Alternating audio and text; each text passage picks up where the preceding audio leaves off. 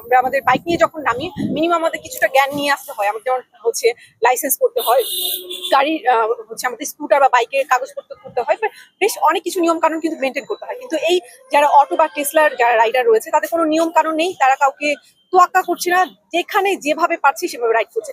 আরেকটা মজার বিষয় হচ্ছে হানি ফ্লাইওভারে হচ্ছে টেসলারা উঠে যাচ্ছে। মানে এটা আপনারা বিলিভ করেন, যেখানে হচ্ছে হাইওয়ে রোড এবং সেখানে দূরপাল্লায় বাস চলতেছে, বাইক চলতেছে, যেখানে বাইক চালানোই আমাদের জন্য হচ্ছে টাফ হয়ে যায়, সেখানে তারা হচ্ছে টেসলা চালাচ্ছে। মানে সব মিলিয়ে আমরা খুব ফেড আপ।